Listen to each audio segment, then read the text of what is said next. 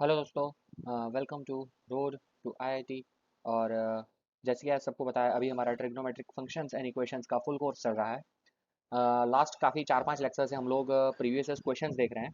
और जिससे हमारा ग्रिप बढ़ता है, क्योंकि हमें पता है कि ये पूरा फार्मूला बेस्ड चैप्टर है। ठीक है, तो आज हम और कुछ क्वेश्चंस देखने वाले हैं।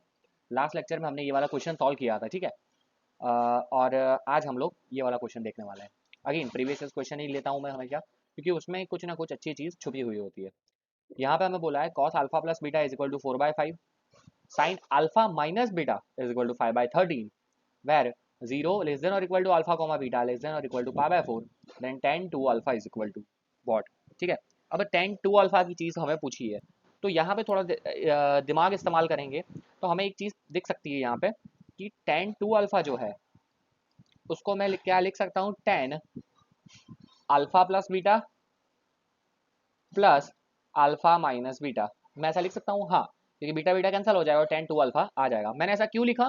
क्योंकि मुझे अल्फा प्लस बीटा और अल्फा माइनस बीटा के संदर्भ में कोई वैल्यूज दी हुई है। तो अब इसका मुझे फॉर्मूला पता है tan a प्लस बी का। वो फॉर्मूला क्या होता है? tan a plus tan b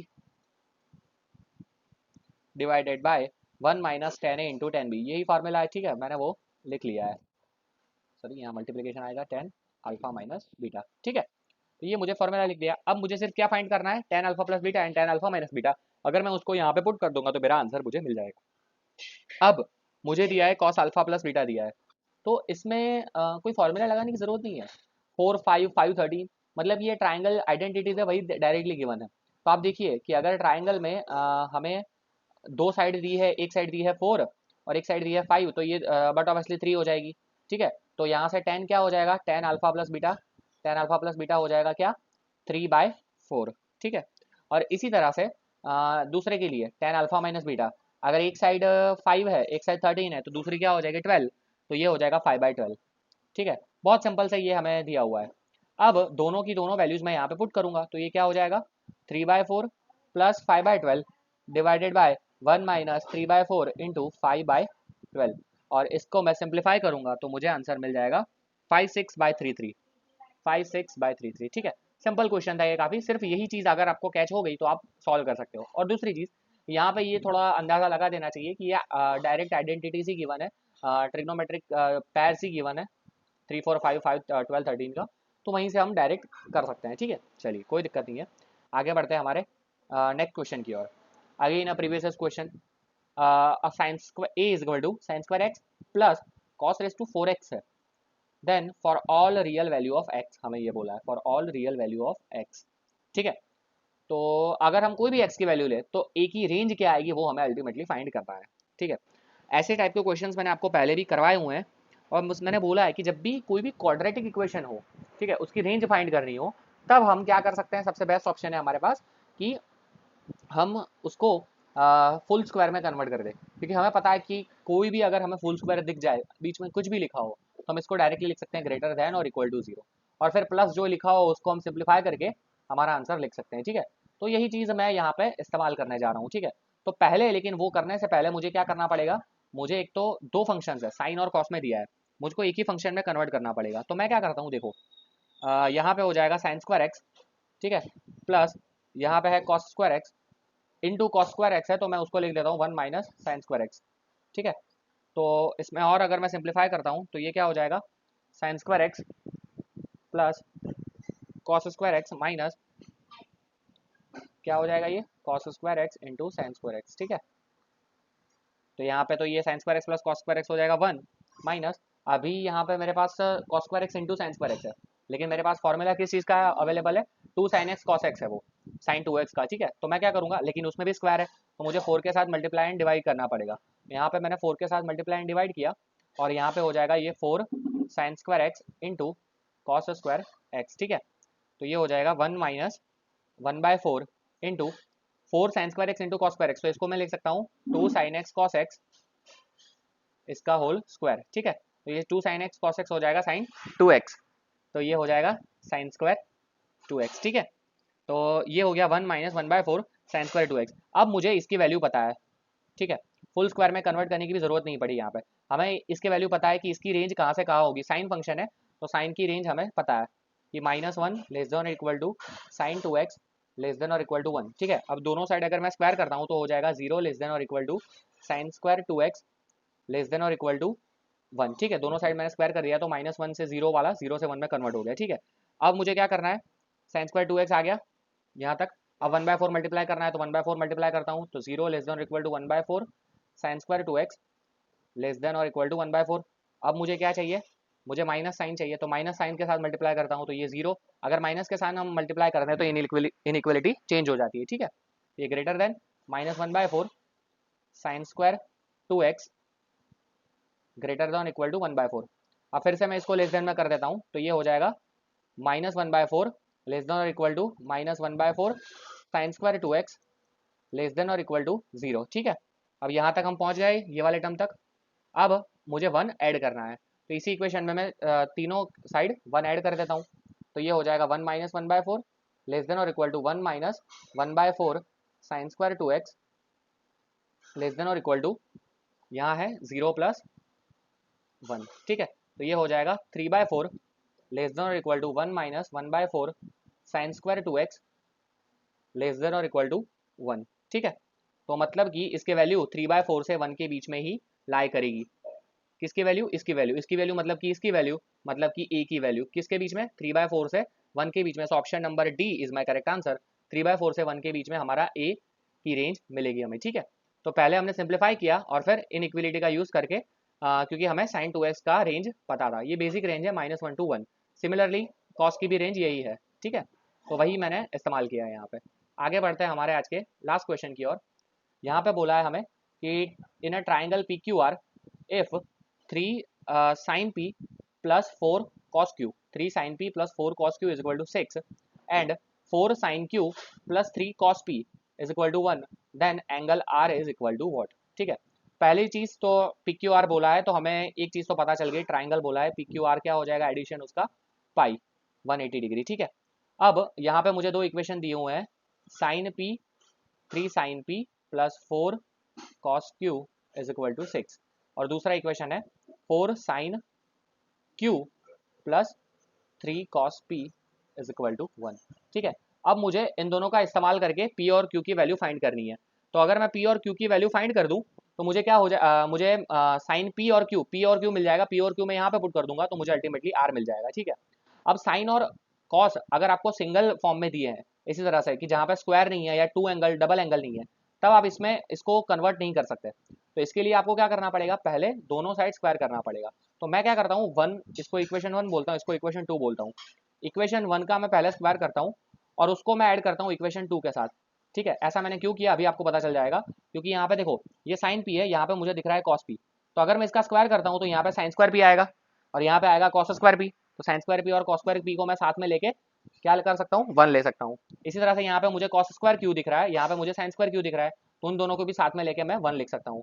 और एक चीज यहाँ पे हमें क्वेश्चन का ये क्वेश्चन कितना सुंदर दिया बनाया है, देखो यहाँ पे मल्टीप्लीकेशन में 3 है, यहाँ भी 3 है, तो ये दोनों जो इसका स्क्वायर आएगा 9 9 वो कॉमन आ जाएगा, यहाँ भी 16 16 है स्क्वायर वो भी कॉमन आ जाएगा। ठीक है, तो दोनों का स्क्वायर लेके मैं इसको ऐड करता हूँ तो यहाँ पे हो जाएगा, नेक्स्ट पेज में लिखता हूँ मैं, ये हो जाएगा 9 sine square P plus 16 cos square Q plus 24 sine P into cos Q.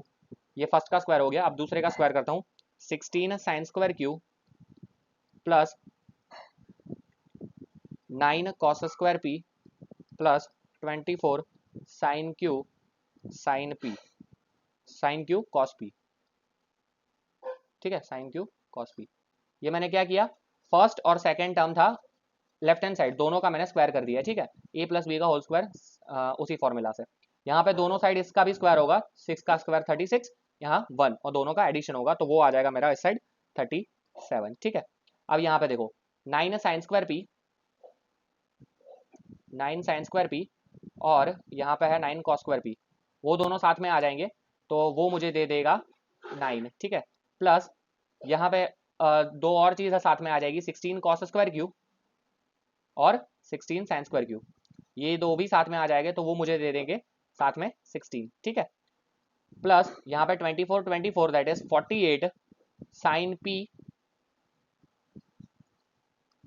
दोनों अलग अलग है, साइन पी कॉस क्यू है, साइन क्यू कॉस पी है, तो वो साथ में नहीं आएंगे, उसको ऐसे ही लिखता हूँ मैं 24, दोनों में से कॉमन अंदर आ गया, sine P into cos Q plus sine Q into cos P is equal to यहाँ पे आ गया 37। ठीक है, तो यहाँ पे ये हो जाएगा 9 + 16 दैट इज 25, तो ये हो जाएगा 24 into sine P cos Q plus sine Q cos P, तो ये हो गया sine A into cos B plus cos A into sine B, that is sine A plus B का formula, sine P plus Q का ये मेरे पास formula हो गया, इज इक्वल टू मुझे दिया है 37 में से यहाँ पे 25 सब्सट्रैक्ट हो जाएगा, तो यहाँ पे आ जाएगा 12, तो इसका मतलब हो गया कि sine P plus Q is equal to हो गया मेरे लिए 12/24। ठीक है, यहाँ पे ये 12 था, 24 में नीचे ले गया यहाँ पे, तो ये हो जाएगा 12/24, तो वो मुझे मिल जाएगा 1/2।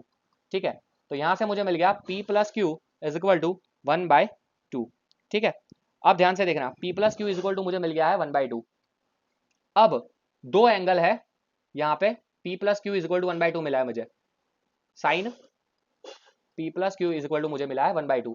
अब साइन की वैल्यू यहाँ पे दो पॉसिबल हो सकती है, एक तो हो सकती है साइन 30 डिग्री, साइन 30 डिग्री भी 1/2 होता है, और दूसरी चीज हो सकती है साइन 150 डिग्री। ठीक है, इन दोनों में से कोई भी वैल्यू हमारे पास पॉसिबल है, तो अगर मैं पहली वैल्यू लेता हूँ P plus Q is equal to, let's say कि मैं लेता हूँ 30, तो P plus Q is equal to 30 degree हो जाएगा, और यहाँ पे हो जाएगा P plus Q is equal to 150 degree. ठीक है, दो पॉसिबल सेट्स मेरे पास अभी बने हैं।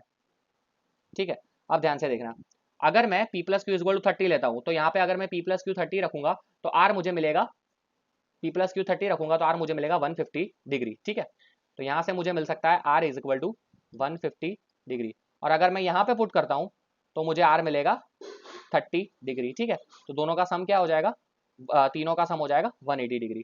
तो हमारे पास दो पॉसिबल ऑप्शंस बने हैं, एक बना है हमारे पास 150 डिग्री और एक हमारे पास बना है 30 डिग्री। ठीक है, और आप देखिए दोनों के दोनों ऑप्शंस हमें क्वेश्चन में दिए भी गए हैं, तो अब यहाँ पे क्वेश्चन बनता है कि हमें एक्चुअली कौन सा जो है वो यहाँ पे इस्तेमाल करना है। ठीक है, तो एक चीज यहाँ पे हमें समझनी पड़ेगी कि जो ये देखो 3 sin p plus 4 cos q यहाँ पे हमें दिख रहा है। ठीक है, और अगर मैं r इज इक्वल टू 5π/6 लेता हूँ, ठीक है, अगर मैं r इज इक्वल टू 5π/6 लेता हूँ, ठीक है, तो उसका मतलब ये हुआ कि साइन p प्लस क्यू की वैल्यू आएगी मेरे पास 30 डिग्री। ठीक है, तो आप सोचो p और q दोनों की वैल्यू मेरे पास एडिशन होके आ रही है सिर्फ 30 डिग्री, मतलब कि ज्यादा से ज्यादा साइन p की वैल्यू जा सकती है 1/2 तक, क्योंकि साइन 30 1/2, और अगर मैं जीरो ले लूँ, यहाँ पे जीरो तो पॉसिबल ही नहीं क्योंकि ट्राइंगल हमें बनाना है, तो जीरो भी पॉसिबल नहीं है, तो दोनों की अगर मैं वैल्यू की बात करूँ तो वो या तो ज्यादा से ज्यादा 1/2 तक जाएगा। ठीक है, और दूसरी साइड कॉस की वैल्यू हम बात करें तो वो 1 से लेके साइन 30 कॉस 30 होता है मेरे लिए √3/2। ठीक है, तो इसके बीच में ही जाएगा, तो या तो 1/2 या तो √3/2, तो उन दोनों को अगर मैं इसके साथ मल्टीप्लाई करूं 3 साइन पी और 4 क्यू के कॉस क्यू के साथ, तो 6 आना मेरे लिए इम्पॉसिबल हो जाएगा, क्योंकि साइन पी की वैल्यू भी बहुत छोटी आ रही है, कॉस क्यू की वैल्यू भी छोटी आ रही है, तो अगर इन दोनों का मैं मल्टीप्लीकेशन इसके साथ करता हूं तो वो 6 कभी नहीं आ पाएगा। ठीक है, क्योंकि वैल्यू छोटी है, मल्टीप्लाई करने के बाद 6 एडिशन हो ही नहीं पाएगा, इसीलिए हमारे लिए ये दोनों का जो सम है ए प्लस पी प्लस क्यू का जो सम है वो बट ऑब्वियसली क्या आना चाहिए 150 डिग्री। अगर मैं एंगल बड़े लेता हूं तभी वैल्यू थोड़ी बड़ी आएगी, और जब वैल्यू बड़ी आएगी तभी मैं यहाँ पे उसकी वैल्यू पुट करके ये सम जो है मेरा 6 तक आ सकता है, इसीलिए हमारा करेक्ट आंसर यहाँ पे लॉजिकली हो जाएगा r is equal to 5/6 degree. ठीक है, तो यहाँ पे हमें ये चीज समझनी बहुत जरूरी है कि 5/6 हम टिक नहीं कर सकते, क्योंकि भले ही हमारा इक्वेशन सॉल्व करने के हिसाब से हमारा दो ऑप्शंस आ रहे हैं, एक तो r इज इक्वल टू 150 और r इज इक्वल टू 30, लेकिन अगर हम यहाँ पे ये इक्वेशन सेटिस्फाई करने की बात करें, ये दोनों इक्वेशंस, तो उसमें अगर हम 5/6 लेते हैं r इज इक्वल टू अगर 5/6 लेते हैं तो मतलब कि p प्लस क्यू क्या हो जाएगा 30, तो p और q दोनों का एडिशन 30 में ये इक्वेशन दोनों सेटिस्फाई नहीं हो पाएंगे। ठीक है, तो इसीलिए r इज इक्वल टू 5/6 ही हमारे पास एक ऑप्शन बचता है। आई होप ये क्वेश्चन सबको समझ में आया होगा। नेक्स्ट लेक्चर में हम लोग बात करेंगे general solutions for trigonometric equation, की जो बेसिक सॉल्यूशंस है कि जैसे कि sine x cos x ten x की जीरो में क्या वैल्यू होती है, उसके लिए क्या सॉल्यूशन है, बेसिक सॉल्यूशन जनरल सॉल्यूशन उस पर बात करेंगे, और उसमें से ये फॉर्मूलाज कैसे डिराइव हुए हैं वो भी हम देखेंगे। ठीक है, तो आज के लिए सिर्फ इतना ही रखते हैं। So thank you for watching this video. अगर वीडियो पसंद आया तो लाइक कर दीजिए, शेयर कर दीजिए, और अगर कोई भी डाउट हो तो आप हमें कॉमेंट कर सकते हैं, या तो आप हमें हमारे ईमेल एड्रेस road2iit12@gmail.com पे भी ईमेल कर सकते हैं, ठीक है। यहाँ पे अगर आपको कोई डाउट हो या सजेशन हो तो आप यहाँ पे हमें भेज सकते हैं। चलिए मिलते हैं नेक्स्ट लेक्चर में, तब तक के लिए धन्यवाद।